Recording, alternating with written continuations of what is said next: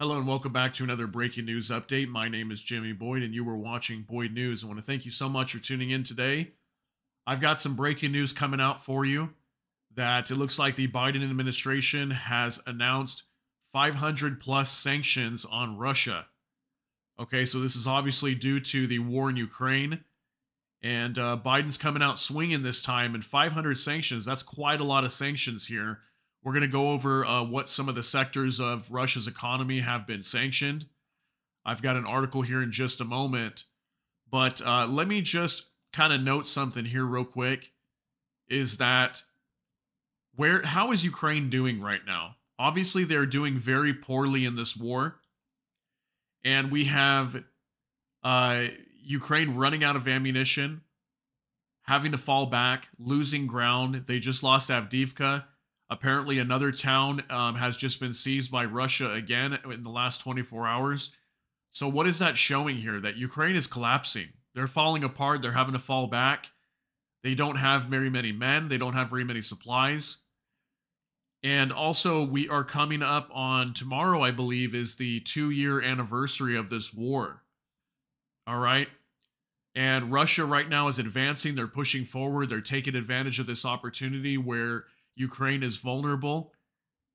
And what does this show here? This shows that the United States is doing whatever they can to push back against Russia right now.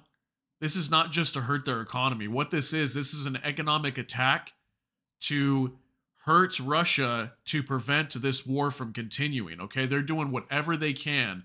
And 500 plus sanctions, that's a lot of sanctions, guys. Think about that. 500. So this aid package that's in Congress right now for Ukraine, there's like $60 billion being held up for Ukraine right now. And it's not getting passed through the House. It got passed through the Senate, but not the House. So it has not become law yet. It has been passed for this money to go to Ukraine and this weapons and whatever might be part of this package. All right. So I think also the Biden administration is doing whatever they can here with their power. So they're going after Russia economically. And also this is in response to Alexei Navalny, who was killed in prison in Russia just a few days ago. All right. He's like a major Putin critic.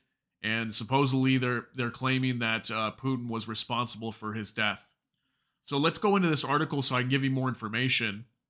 Biden announces more than 500 new sanctions on Russia after Navalny's death. And it says there, Biden followed through on a promise to further punish Putin 1 week after opposition leader Alexei Navalny died in prison. President Joe Biden on Friday announced more than 500 new sanctions on Russia and its war machine in the largest tranche of penalties since Moscow's invasion of Ukraine nearly 2 years ago. Biden followed through on a promise to further punish Russian President Vladimir Putin 1 week after opposition leader Alexei Navalny died in a Siberian prison. The sanctions, as well as those added Friday by the European Union, come 1 day before the second anniversary of Putin's invasion of Ukraine. So obviously it's like a big welcome gift, right? For this going on for 2 years. But I think a lot of this has to do with they're trying to do whatever they can to stop Russia now because Russia is on the verge of winning this war in Ukraine and the West does not want that to happen. The American people and people around the world understand that the stakes of this fight extends far beyond Ukraine. Biden said in a statement announcing the sanctions, if Putin does not pay the price for his death and destruction, he will keep going. And the cost to the United States, along with our NATO allies and partners in Europe and around the world, will rise. Okay?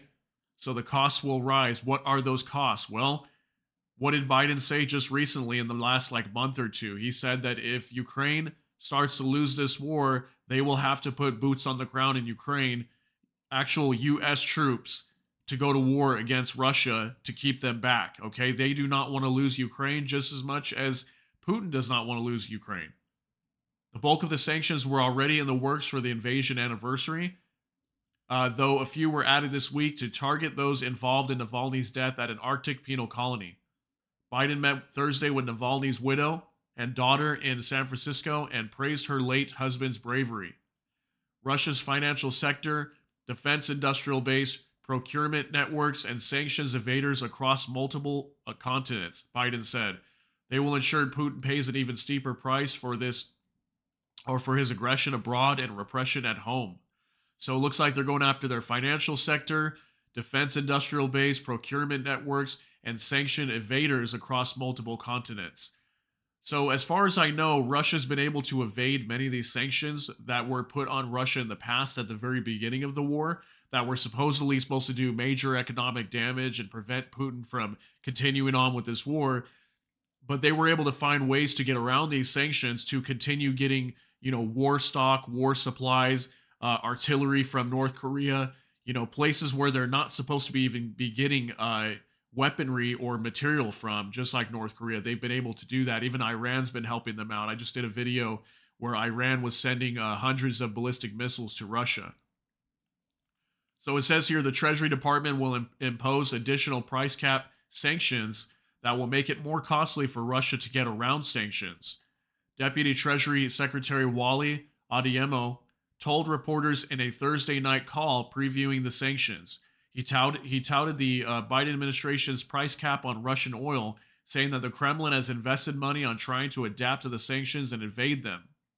In December, Politico reported that Moscow has been successful in skirting some oil sanctions imposed by G7 nations and the European Union.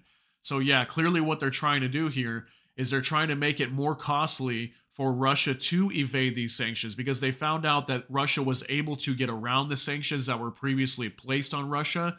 So now they're trying to find more ways to put more pressure and make it more costly for them to go around those sanctions, and obviously try to hurt them economically in whatever way they can, because the fact that Russia is producing so much oil right now and making so much money off their oil and gas industry, it's allowing them to fuel this war. So they're trying to implement strategies to make it difficult economically for them to purchase some of these, weaponry or supplies wherever they're getting their material from. They're making it more expensive for them to prevent them from continuing this war. New sanctions will also target Russian companies and third country providers that help with Russia's military efforts, making it harder for the Kremlin to purchase the goods it needs to build weapons for its war against Ukraine. So see, just like I said there. So we're talking Iran and we're talking North Korea, because these two countries have been supplying weapons for Russia. Putin thought that turning inward would be enough to insulate his defense industry from the reach of our tools, but the truth is Russia still can't make everything it needs for the battlefield, Adeyemo said. The Treasury Department has engaged in intensive diplomacy to convey to bad actors the consequences of helping to sustain Russia's war. Early signs have been promising, with Russia more financially isolated than ever before. Later Friday morning, the State Department unveiled additional sanctions specifically in response to Navalny's death, which includes sanctioning 3 individuals in connection with his death at the Siberian penal colony, the prison warden, the regional prison head, and the deputy director of Russia's Federal Prison Service. So they're going after the people that were running this Siberian penal colony, the prison where Navalny was at. They're going after them with economic sanctions as well. In addition to those, state is also sanctioning more than 250 entities and individuals who have been evaded previous sanctions and bolstered Moscow's future energy and metals and mining production, the department said in a statement. Several people also faced imposed sanctions and visa restrictions for the transfer or deportation of Ukrainian children during the war.